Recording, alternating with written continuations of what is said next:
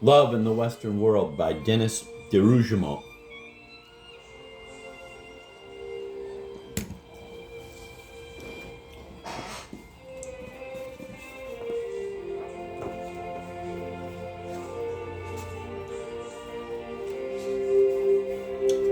Preface to the 1956 edition.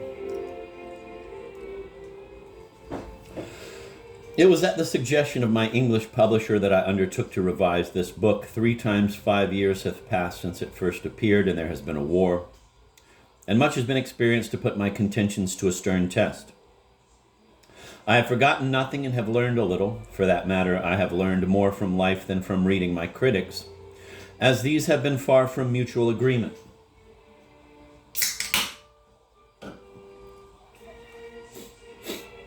Some of them have nevertheless swayed me. In this new version, I have replaced 1 or 2 wild flourishes of the pen by a little analysis, even though I feel that this worsens my case.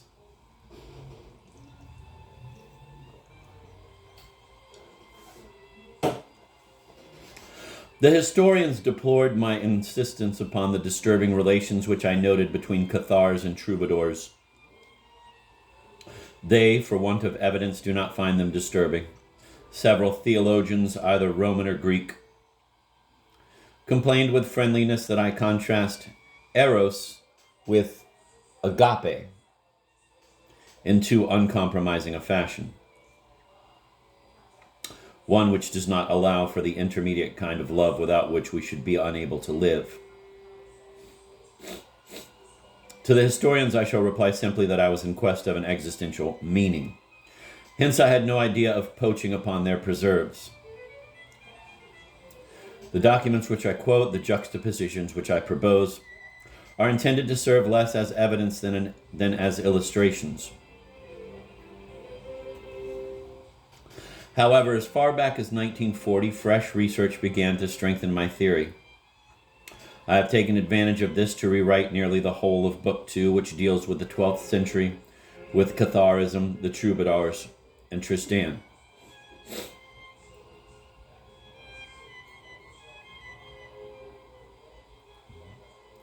That is what is mainly new.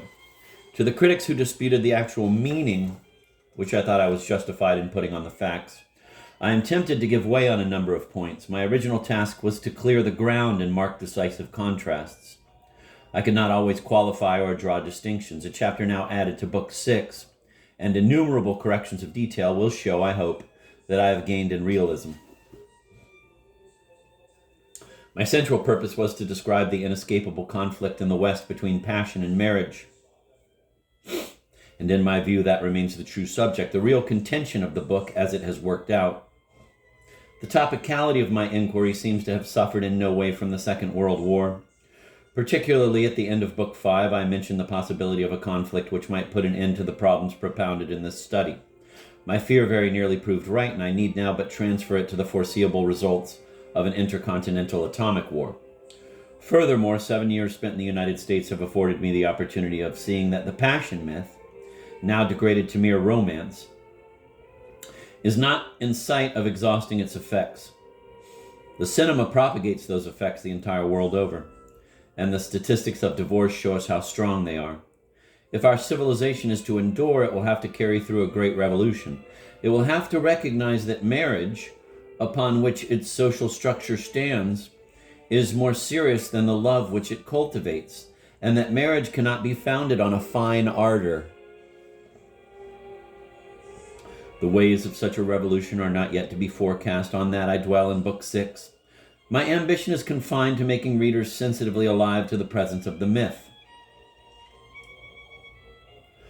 and thereupon to enabling them to detect its radiation into real life as much as into works of art. It will perhaps not be altogether in vain for a few minds to be brought to grow conscious of what is being implied around them.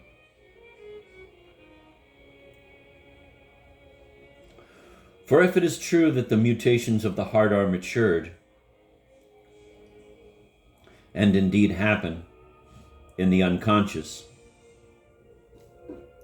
they begin with their epiphany and expression, whether that is written, plastic, or pictorial, even as a love affair with its first avowal.